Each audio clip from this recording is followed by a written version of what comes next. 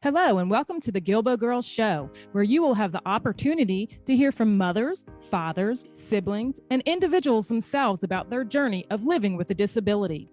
I know, it's called Guilbault Girls, but we have a bonus for you as we get the Guilbault boys to interview some of the dads and siblings and get their perspectives too. We'll also have special guests from time to time to share the many resources that are available to those living with a disability and their families. So get ready to laugh, smile, cry, maybe even get a little angry when you hear some of these stories of their day-to-day struggles. But let's not forget their many triumphs. As they say, it takes a village. And if it weren't for our village, we wouldn't be where we are today. So join us.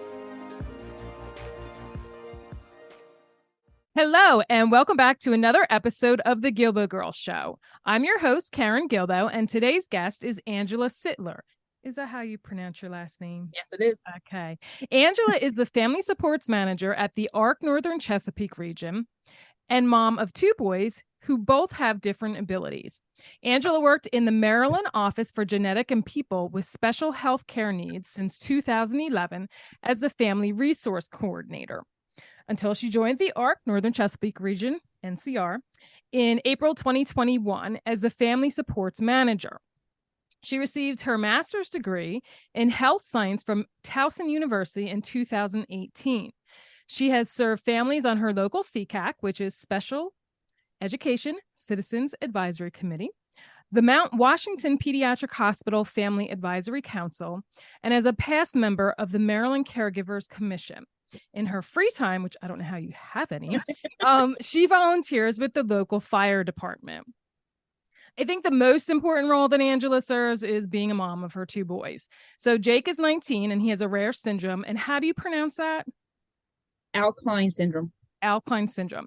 And John, who's almost 22, who has Asperger's, ADHD, and anxiety. So welcome, Angela. I'm excited to have you on the show finally. Yes, thank you for inviting me. I can't wait. Yeah. So for the listeners, I am friends with Angela. I'm proud to call her my friend. And we also used to be co-workers. She is amazing. So we have so much to talk about between your lived experiences with both of your boys, all of your involvement with the different councils and boards and everything else that you've served on. So what your role is at the Arc NCR and what their family support services offers. So everybody be patient, stay tuned, because we're going to actually put these into two different episodes, with the first one focusing on you being a mom to your two boys. So let's start. Let's talk about your pregnancy. So let's start with John, your firstborn. How was your pregnancy with him? Did you have any complications, or was it pretty much your typical pregnancy? I mean, it's a typical first pregnancy, the normal aches and pains and stress and worry because, it's your first and you're scared, crapless. So it was fine. He actually came exactly on the due date. Oh, wow. Not early, not late, exactly on my due date, which is unheard of in that aspect. But yeah, absolutely. And at what age did you start to notice some of the signs or symptoms that he had Asperger's? And I also know that you said he has ADHD and anxiety too. So how did and does that play into one another? Well, we got the ADHD and anxiety diagnoses before Asperger's, because as you as most would know, the Asperger's generally doesn't get diagnosed a little bit older because as the social cues and social pressures get higher, it gets kicked in. We kind of noticed something was off because he did everything a little bit on the late side. Like he didn't talk till he was 2. He didn't walk till he was 18 and a half months, and 19 months is when they actually throw you into infant toddler. So he walked. I mean, he walked and then ran. Like there was no let's walk for a few days. No, it was all of a sudden he decided, yeah, I'm going to go. Same thing with talking. He said like 1 or 2 words, then sentences came out. Which is kind of, I look back, I'm like, that should have been the indicator that something else was going on. He was an infant and toddlers because of the delayed speech. Okay. And then some of his fine motor skills, he didn't like sticky and some things like that. So initially, they just kind of called it developmental delay, not otherwise specified, or PDD NOS. So as a new mom, you're finally getting this diagnosis. Okay, now what? Walk us through some of those next steps that you had to take in order to help him get him the supports that he needed. Well, like I mentioned, we were infant and toddlers. So they kind of came in. We had an infant teacher come in and kind of work with him, if I remember, because it was a little while ago. A long time ago. I'm sure, yeah. I want to say it was once a week, but don't quote me on how much that was, because again, it was a long time ago. She would come in and just work with him. The speech therapist came in a little less frequently, and she taught me and taught us how to do some sign language to decrease some of that frustration he was getting when he wasn't talking. And it was basic: more, eat, please. There's basic ones that he could kind of get what he wanted across without a meltdown. Mm-hmm. And the teacher kind of just showed us how to teach during play, that kind of what he thinks we're playing, but we're really teaching, fine motor skills and things like that. He didn't really quite, at pre-K, because his birthday was in September. So he missed, I was back when they were moving kindergarten, all the dates back to September 1st. Yes. So we got him into the local high school, had that child development class. So we got him into that as a lieu of, because he was too young for preschool. So we got him in that before we got actually into the pre-K 3, which technically he was 4, but in the school system, and that's how he did it from there. So he went to pre-K 4, and he had an IEP in school, and it was just for the at that point it was just for the fine motor, okay, the cutting and the handwriting and that kind of stuff. Mm-hmm. So how did he transition? How did he do with that, from elementary to middle to high school years, both academically and socially? Miserable. It was absolutely miserable. He got the anxiety diagnosis and ADHD, I believe it was 1st or 2nd grade. And initially it was really funny because they called it, I guess not really, but anxiety ADHD with autistic-like traits. I'm like, can we call it what it is? Mm-hmm. like we don't want to give him a label. Yes, but sometimes it kind of helps. Mm-hmm. So I was like, whatever. But when he's in 3rd grade, we moved, so he had to go to a new school for 4th and 5th. Okay. He still had pretty decent grades. I mean, he was gifted and talented for math. And he did, but his bad side was like spelling and reading. He was just like not there. The whole reading comprehension, just he couldn't, and that's a hallmark of Asperger's and autism. We could read a passage, he could tell you exactly what it was about. But if you said, well, why do you think the author might have made that whole room blue?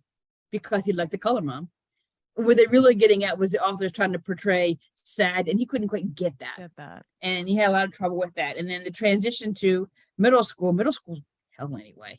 It just, whether you have an issue or not, it's just ridiculous. Yeah. And he was bullied really badly in middle school. And he was actually admitted to the psych ward twice for suicide attempts. And because he was the quiet, when he had behavior issues, he would just shut down and not do anything. Okay. Well, in the school he was at, there was a lot more children that had more behavioral needs. So they would act out. They got the attention. They got the IEP supports. They got that. And because he wasn't a problem child, he got swept under the radar. So we had to fight and call in advocates to get an IEP in his 8th grade, get the IEP back, because they got rid of it because he was doing so well. Wow. And then he got it in 8th grade. And right before he went to high school, is when we finally got it. We didn't like it, but we figured, you know what? We'll just go to high school and we'll fix it there. He did better in high school. His grades were just crap, complete crap. Because he was just, the anxiety was the worst. He was just like, why do I need Spanish? I don't need it. I'm just not going to do it. And that was his philosophy. He knew it. He just didn't feel like doing it. Right. And this was during the time when in our school system, they said, you know what? We're not going to grade homework. You shouldn't have to grade homework, so you can't count it against the kids. So he never did his homework anymore, which is, I think, the worst decision they did. But that's a whole other podcast decision on academics. Mm-hmm. He made it through. I don't know how he graduated. He was a class of 2020. So the last 6 months of his school, he was virtual, and that was like a godsend for him. If they had that option early on, I think he would have thrived a lot better. And how did he make out and get through coping with everything, after being admitted to the psych ward? How old was he when that happened? I want to say the first time was 7th grade. So 12, 11, something like that. He did fine. We got a lot of behavior supports put in. We got into PRP, which is the psychiatric rehabilitation programs. They come in and kind of do the behavior supports in the house, and got him the behavior people that work in the school system and outside, and kind of got some of that stuff to work on it. A lot of it was adjusting meds, but because of, anxiety, and he was going through puberty, it's like hitting a moving target. Yeah. So it was kind of, you all remember puberty. It's miserable to begin with. Mm-hmm. Then you add on, some kind of neuro difference, and it just kind of throws it out of the water. And what were some of his highlights? And what did he have certain hobbies that he liked growing up? It changed. He was always been the kid, like to stay, hang out by himself, play by himself. He could care less if he had friends.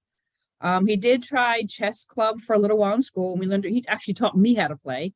So that was kind of one of the things to help calm him down, was to play chess, because he could 99% of the time he could beat me, because I'm just not that good at chess.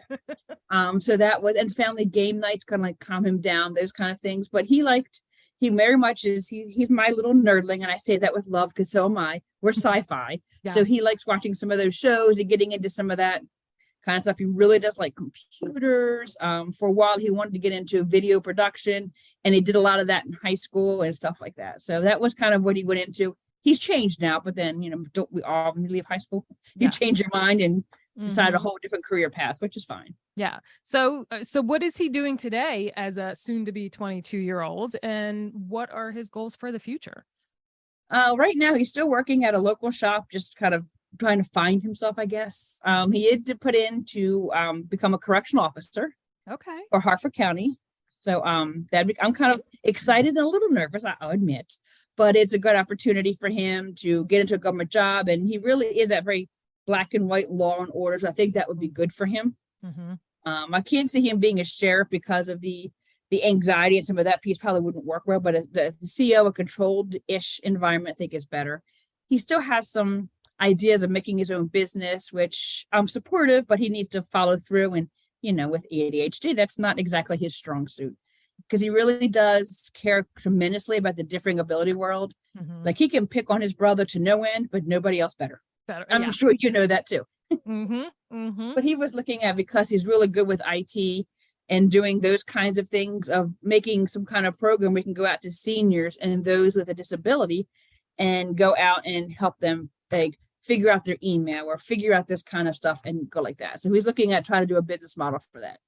That's awesome. So I do want to see, we'll have to get with him and see if he would be willing to. I asked him and he's too shy. He said, nope. That's fine. There are a lot of people talk about him. I can talk about him, but he does not want to go on. I'm like, okay, fair enough. Which is fine. Absolutely. Okay, so let's dive into Jake. Can you share with the listeners what his disability is, when he was diagnosed, and how it affects him? All right. Well, it's Au-Kline Syndrome, which is AU-KLINE. It's two doctors' names put together, the two that actually found it. Okay. That's Dr. Billy Au and Anthony Klein. That's how the name came about. We knew at birth that something was obviously different. He had some sort of genetic syndrome. We just didn't know what, because he didn't fit into any mold. So he was born 2 weeks early at 8 pounds. So he was a nice, healthy size. So it was evident at birth. He had a hip dislocation. He had an extra finger. He was floppier than a normal baby would be. I mean, newborns are floppy. This was like extra floppy. I don't know how else the better way to describe it. The plates in his skull bones were still moving and kind of overlapping. They really weren't like a newborn. He was a vaginal birth still, but even so, they're still more like, they weren't quite normal. Okay. And his toes overlapped, kind of almost like that. I don't know how else to describe that for those that aren't watching this cast. They kind of overlapped is the best way to describe it. He had, a lot of other little things in there, hydronephrosis or water on the kidney. His testes were completely undescended, things like that. So of course he was in the NICU. He was there's double photo lights because he was so jaundiced. He was in there for about a week, 10 days, because he had to get some IV antibiotics, because they couldn't tell, was he getting pneumonia, was it the low tone, and they couldn't tell, so they just did the antibiotics. And when you're in the NICU, as I'm pretty sure you're aware, every doctor and their brother comes in to examine. And that's when I started finding other things, his heart valve issue, which is a bicuspid aortic valve. His eyes was all kinds of like little tiny things, that most of which he'd outgrown. So there was no set diagnosis. They reran the chromosomes, all that kind of stuff. And in fact, his geneticist, Dr. Klein, is the only doctor he's had from birth until now, which is kind of, wow. Yeah, kind of cool. I don't plan on getting rid of her. She's not allowed to retire. So we did, we got sent him from the NICU with all these follow-ups and said, here, we don't know what's wrong with him, but just treat him like a normal baby, which was impossible because he didn't act like a normal baby. He couldn't really suck that well. So he was at 8 pounds at birth, and 3 months later, he'd only gained 3 pounds. Oh, wow. He was never awake. He slept through the night as soon as I brought him home because he didn't have that hunger cue. Yeah.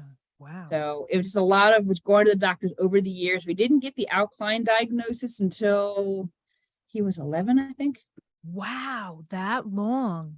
Because science hadn't caught up. We finally got into the Hopkins was running a human genome project where they go and they look at your entire DNA, and they take DNA from mom and dad to make sure, because there's normal variants, and want to make sure they roll them out. And they found one that wasn't either one of us, but they didn't know what that gene did. They go, well, this could be it, but we're not sure. Can we have your permission to put it in this gene mapping database that goes around the world? So if anybody else has something like this, it'll ping. So we did. And then someone in Canada, that Dr. Billy Au, had a young man, a little older than Jake, that had the exact same gene malformation. And they got together and they had the same symptoms, and thus Au-Kline was born. So do you know how many there are to date around? Not officially, because not everybody contacts the doctors, but we think worldwide there's probably maybe 50, 60. Wow. Yeah. It's growing because now that they know the gene is, they can test for it at birth. So now we're finding children much younger now. As soon as they were born and have sure symptoms, they can test them. Not that we can do anything about it, but at least they get on our Facebook group and go, hey, make sure when you go to urology, you ask for this, this, and this, and these kind of things. So we can kind of help the younger parents out and check for these kind of things. But this syndrome, it is kind of a spectrum.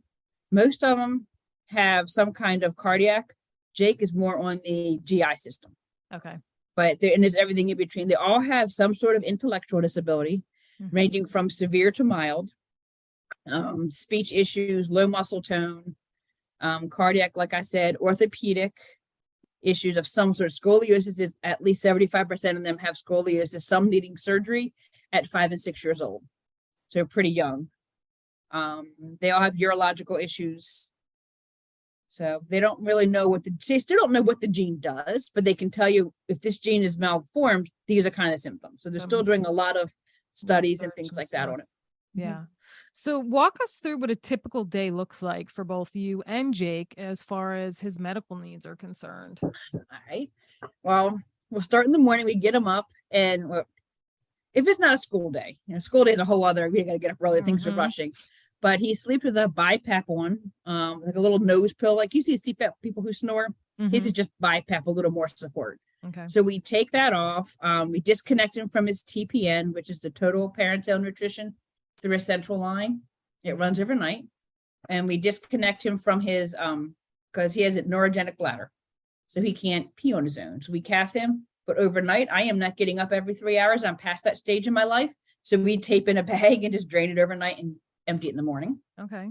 Because I need to sleep. Sleep is important. Self-care. So, take all that off. We have to get him dressed, change his diaper, put a fresh one on, because he's still incontinent of everything. And then we get him dressed. He uses a walker. I have to brush his teeth, the hair. He's pretty much total care and all that. He can help a little bit. He wears ankle braces. He has a ton of meds we give in the morning. He takes them with applesauce, luckily. And then we make his 2 feet again, because he gets that through his, he's got lots of holes. He has a J tube, which is right in your jejunum, in your intestines, that he gets fed through. Right now it's 20 hours a day. He has a G tube, which is on his stomach, which we drain his stomach contents out because his intestines don't move right. So we have to drain. If it sits in his stomach, he'll just throw it up. Okay. So he has a drain bag on almost 21st. We turn it off and we give him meds just for it to absorb a little bit. And then he has a cecostomy tube, which is in his, if you imagine with the intestine, which I should have brought a picture. I didn't think about that. But it's right where the large intestine starts is where this tube goes. And we flush water in it at night, like around 5 or 6, and it makes him poop because his intestines don't really do that peristalsis. Okay. So we have that. And what's the TPN again? What is total parenteral nutrition? It's basically he's feeding all his nutrients, his fats, his lipids, vitamins, fluids through that line. Okay. He's got a Hickman, actually on his right side. I'm looking at the mirror image of myself.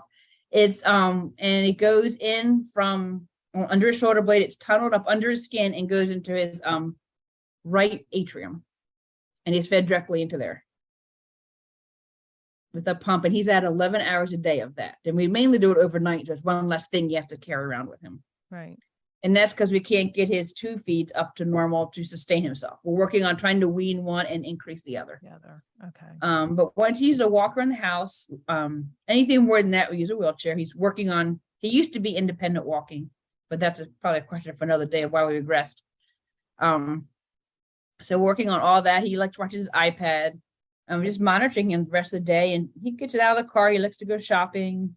Well, pet shopping and toy shopping, not like, clothes shopping. He's a boy. I mean, he doesn't like any of that. And then at night, it's just everything in reverse. It's just doing everything for him. Right. Yeah.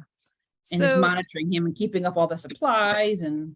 Yeah, which is a lot. And all your doctor's appointments, because you, I'm sure, see a gazillion specialists. And pretty much every specialist that's out there. Yeah. So I know he's had many surgeries and setbacks over the years. And of course, the boy just keeps on going and going and never gives up because he gets that from his mama. Can you share with us some of those experiences? And then on the flip side, share some of the triumphs, because, he's come a long way.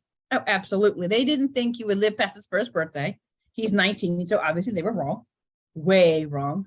We like to joke that there's a book on kids with different abilities or with his different issues, but he just forgot to read it, so he does what he wants. So, that's just Jake. But he's had multiple surgeries, like you said, and he's the one that if it's a 1% chance of this thing going wrong, it will. He gets it. So we just kind of plan for that, and that's just how we get through. The biggest setback, I think, for him was during the pandemic. Of course, schools were closed, so he didn't get that PT that he normally gets. And he wasn't walking around a school building. He was sitting on a couch, going from the couch to the table, because obviously my house is not as big as the school. Mm-hmm. And it was in the summer, he couldn't walk around because he doesn't sweat. So he couldn't really walk outside. So he really lost a ton of mobility. And then it also scoliosis. We don't know if it's because of loss of mobility or just because of we don't really know. It increased a ton. We had to have his back surgery. And we had the back surgery in 2023, right? So 2022. It's been a year. Okay. It's been a year. And we had some complications in surgery. Well, actually, we didn't. He had the complications. And he came out with intestines not working. And that's when we went on the TPN. We haven't been able to get them back online since that surgery.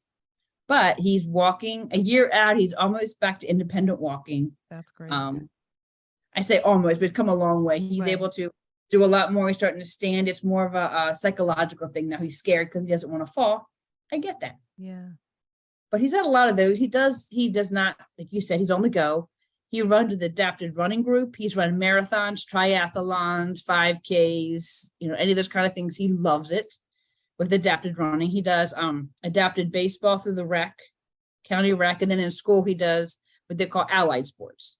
So it's bocce ball in the fall. No. Soccer in the fall, bocce ball in the winter, and softball in the spring.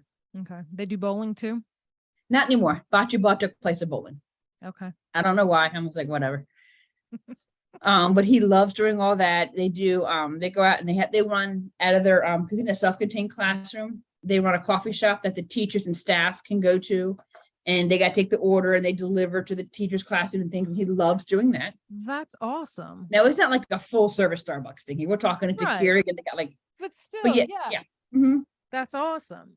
Yes, he loves doing that. He's pretty active in our church. They have friends worship where it's anyone high school and older with some kind of differing ability, usually cognitive, and they have their own service while we go to our regular one. And they have meet and greets. I think they do quarterly. They go hang out with no parents. What church do you go to? The Grace Fellowship in Timonium. Okay. Oh, in Timonium. Okay. Mm-hmm. They have a huge disability ministry. Okay. And Jake just loves it, and they have it virtual. We started going before the pandemic, and they switched to virtual, of course. Which is a godsend because the whole time he was in the hospital for months. he was able to attend church every Sunday because he could go virtually and connect. And they still have it virtual. So we have that option now when it's too hot or he's not feeling up to par, he can attend virtually. That's awesome. Which is nice. How would you describe Jake's personality and tell us what some of his, well, we already know what some of hobbies are, but him and that smirk and the girls and. Oh my goodness. He is such a player. He has girlfriends, multiple girlfriends. If you ask him, he loves the ladies. He's a boob man. Definitely is that. If you ask him, he loves sports. He loves the Ravens and he loves the Orioles. If you ask him who his favorite Ravens player is, he'll tell you the girls, meaning the cheerleaders. He very much, he's usually, except when his brother's concerned, he's usually in a very good mood, very happy. He tries to make you smile. He loves to goof off. If you have anything on that's not Ravens, he'll say you stink because your team stinks. Doesn't matter if it's not Orioles or Ravens, your team stinks, period. That's just the way it works. I've raised him right. No, I'm kidding. Maybe a little bit. So he's very much into being a jokester. He'll like to steal. If you have a baseball cap on, he wants to steal your hat. You know, he's just a very fun loving. If you're in a grumpy mood, he can pick up on it. He will do things to make you laugh, which is awesome. That's such a great trait to have. What's the dynamic between John and Jake? I would say it's the only thing typical in my household. Yeah. Is that sibling rivalry that I tell the story of when Jake was a little tiny baby, because they're 2.5 years apart. Okay. So Jake was like maybe 2-3 months old. So he was still rear facing. And back then you could turn forward facing at one. So John was forward facing. And I hear this, because I had a minivan from the back, Mom, Jake is staring at me. I'm like, child, he's 3 months. He probably can't even see you. And Jake is very flexible. As he got older, he was able to take his leg and kick his brother and get him, get him screaming. So I had to put them in different rows in the minivan so they couldn't see or touch each other. Wait, did you have your skeleton in between the two of them, or no? I did not have, wasn't alive then. Hector at that time. Hector was not around yet. Hector's a new addition to the household.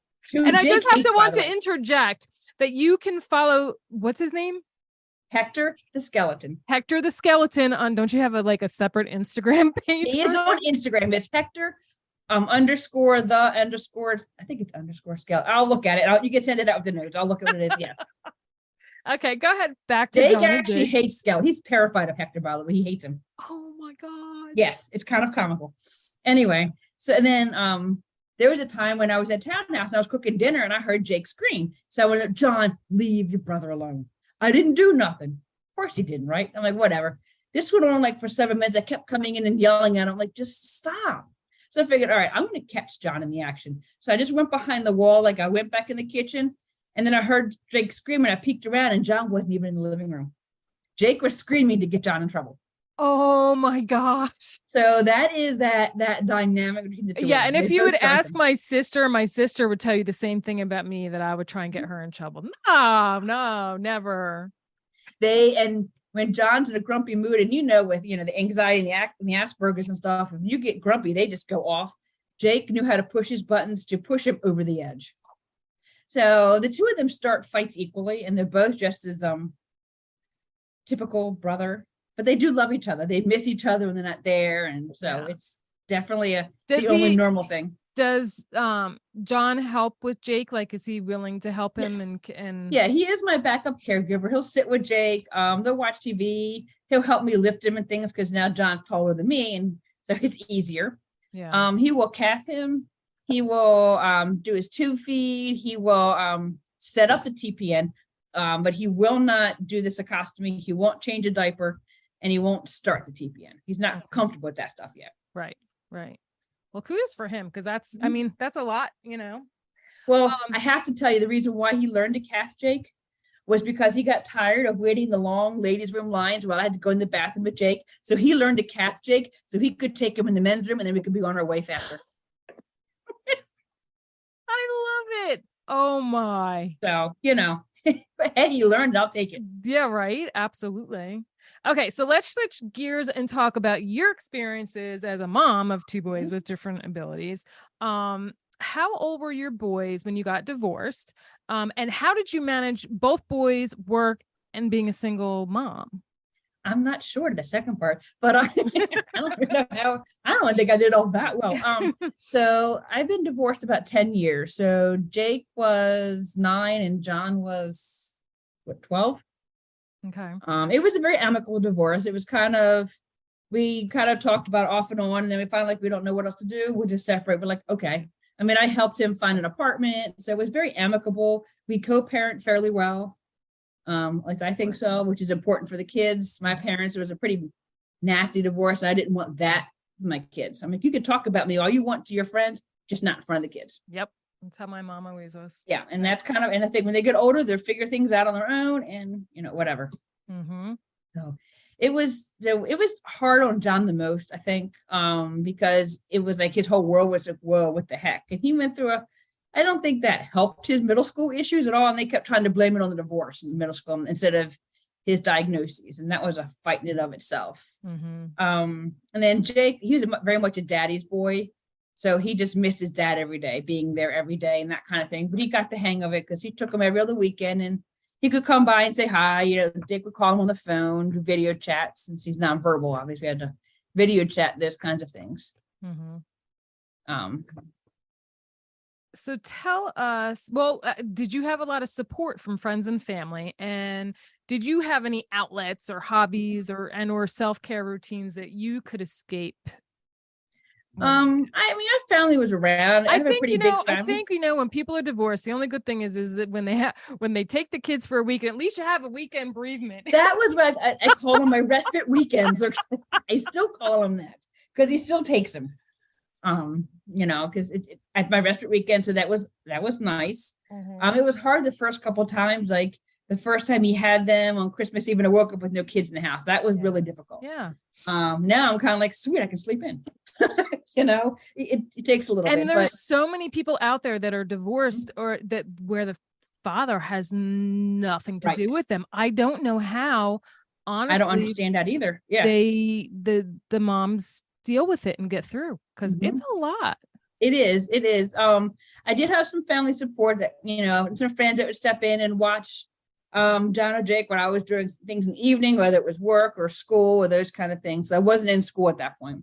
I decided to go back afterwards because, it was crazy. That's, but it was difficult. It was very lonely because it was hard to go out and do anything because you had to find care for Jake. John could stay home for a little bit. Jake could not. And it was, like I said, families kind of spread. My dad lived in Florida. So that was Georgia and Florida. And then, so that he couldn't really come up and say, hey, let me, because he wasn't there. And then my aunts and all, I'm much older than my siblings and my generation of my family. Okay. Like my next sibling down is 13 years younger than me. Oh, wow. Same thing with my cousins. So we're at different life stages. So my aunts now, we're still at that point, we're still busy raising their high school kids and teenage kids, and they were really busy. So it wasn't that they didn't want to, they were busy as well. So they supported when they could. Right. With different things. And there was a lot to take care of him.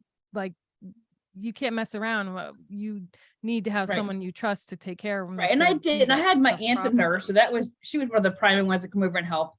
There's adult side, she's kind of like kids, but she got the hang and she was more comfortable, dealing with Jake because he didn't have all the stuff that he has now.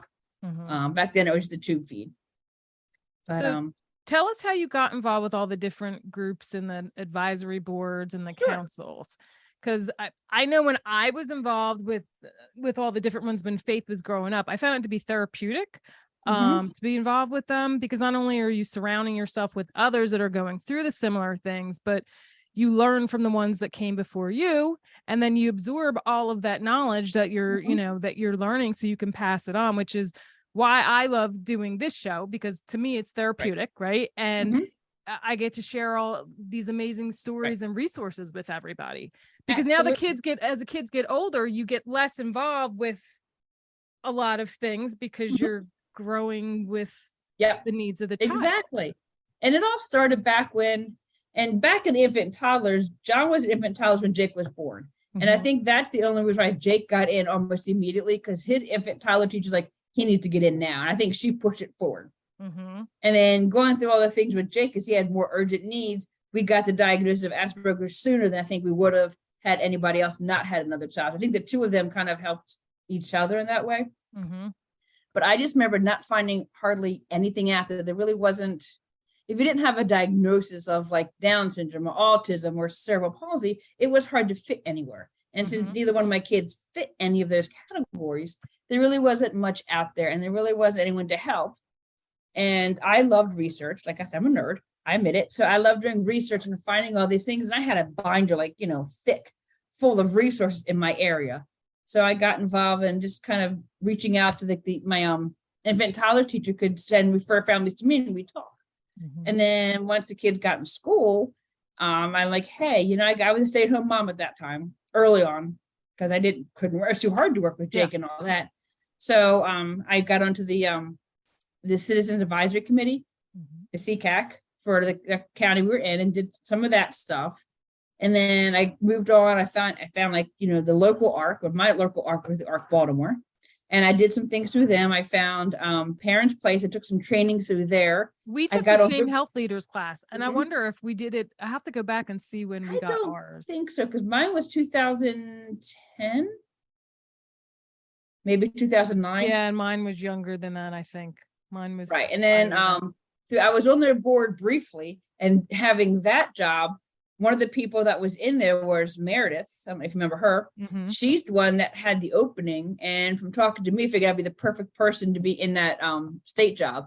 And then it kind of scooted into there. And because my thought was, I had to find it. I was lucky and blessed enough to be able to have the time and the knowledge and the know-how to find all this stuff and understand the medical piece. Not every family is so lucky. So I wanted, like families before us paved the way. I wanted to make it even easier for the ones behind us. Yep. So I kind of went in and started all that stuff at the state and helped in that way of going out and doing talks to like Mount Washington, DDA, about what it was like to be a parent of a child with a differing ability, and to understand why sometimes we're scatterbrained or we forget the paperwork, or to understand the financial stress beyond deductibles, what other financial stressors are in there. Yep. And there's a ton. Yeah. Yeah. It's never ending. It's not. So, and I had to laugh when I was reading your bio where it said that in your free time, you volunteer with your local fire department. Yes. My girl, but I don't know how you do it all. For one, not only do you work full time, take care of your kids, volunteer at the fire department, earn your master's, you're the vice president of the, how do you say it? Au-Kline Syndrome Foundation, and you found time to date. Just recently bought a house and got engaged. So congratulations! Thank you for you. Well, the fire department was pre-kid, so that was kind of one of those hobbies I held on to. As that people call it self-care. It sounds weird, but it kind of is. That was my pre-kid. I go there. I'm one of the guys. I'm not, I'm a mom of special needs. Right. Now here recently, I'll admit I've backed off and I'm more do administrative stuff on the board that I do actually going out and riding, because I'm getting a little older and it's not exactly physically, I ride the medic and I'm laid up for a couple of days because my bones and muscles aren't used to that. But Oh, that's awesome though. How is the dynamic, with you and your fiance? Because I don't know what it's like for, like, I would think that it would be hard to find somebody or the right person to come in and then help you and understand the time that you have to put into your kid, and are they willing to help, and all those different dynamics. So how does your dynamics work? It was difficult. We did find each other online on one of those dating, and then I was kind of like, in the very beginning of the conversations, I would like, here's my kids, this is what's going on. Do you want to continue? Because I'm not going to invest if you're not going to. Right. He's like, all right, whatever. So he was very, okay about it. He's got a daughter from his previous, so she's much younger. So she's 5, and like, wow, a little girl. What do you do with a girl? I don't have. You're not used to girls. No, I'm not used to little girls. So that's like a whole kind of culture shock for me. And to go back to have a little one again, which is kind of cool. So he just really cool. He just, whatever you need to do, whatever, we need to do for Jake, and he pitches in, he helps. He's learned to cath him. He can make his tube feed. He helps me with, especially the physical lifting of it, that kind of stuff. And yeah, that is so awesome. I've been very blessed and lucky. I think it's, we sent my way for a reason. Yeah. Yeah. What advice would you give others out there that are just now getting this diagnosis for their kiddos, or any diagnosis for that matter? Take a moment to grieve if you need to. Don't try to hide. Just go ahead and just let it out. Maybe not right there for the kids, but take that moment to just be in that moment and be upset. Then pull up your panties, your big boy pants, whatever, and go for it and try to find as much information as you can. Google's not always the best thing, but you can look for search groups or like agencies or organizations that deal with whatever the diagnosis and then get more information. Find other parents, because that's what it really is. Doctors can tell you one thing, but parents are going to tell you what it's really like. Yeah. They're going to tell you the tips and the tricks that doctors can't and things like that. Yep. Absolutely. Is there anything else that you would like to share before we wrap things up and move on to part 2 of the episode about your role of the Arc Northern Chesapeake Region and what supports they offer? I guess the biggest thing would be, if you know, even if you are a single parent or not a single parent, don't be afraid to ask for help. That was my biggest downfall, especially during the pandemic. I briefly took a different job in between the ARC and the state as a public health preparedness during the pandemic. Stupid.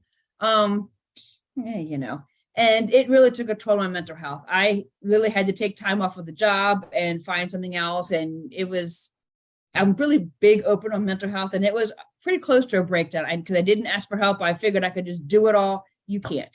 There's no shame in asking for help. Yes, it's your child, but you still need help. It takes a village. Don't be afraid to. And that's the biggest, don't be afraid. And if you know somebody that has a differing ability child, whether they're a child, they'll always be children to me, whether they're young or they're an adult, don't just say, how can I help you? Because we're just so in the moment, so overwhelmed, making so many decisions.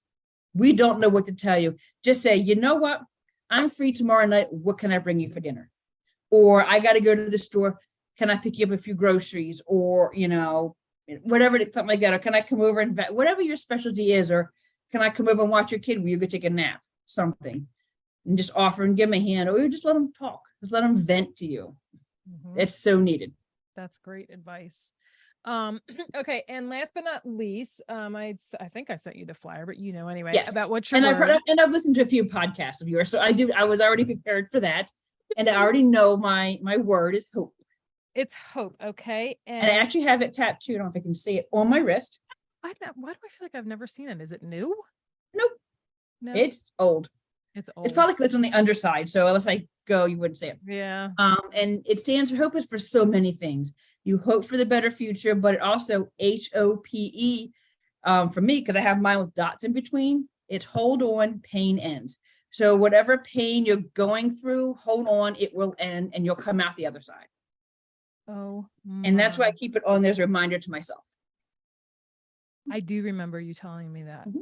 Because I remember having that thing. I remember my mouth dropping, like, hold on, pain ends. Wow. So that's my word. That's why I have it on there with the butterfly. Is hold on, it ends, and something beautiful can come from it. Oh my gosh. OMG. I love. Well, I want to thank you so much for being on the show. Thank you for having me. Sharing. So everybody, please stay tuned for the next episode on the Arc Northern Chesapeake Region. And have a great one. Bye. Thank you for joining us as we spread awareness through our personal stories and the many resources shared. You can help us by joining our village simply by sharing our show to the masses. If you would like to support the Guilbault Girls on another level, click on the link in the show notes to make a donation in any amount. Add your address and you'll receive a hand-stamped token with the word village on it in appreciation. Be sure to subscribe to our Guilbault Girls podcast and YouTube show, and don't forget to follow us on Facebook and Instagram at Guilbault Girls. Till next time.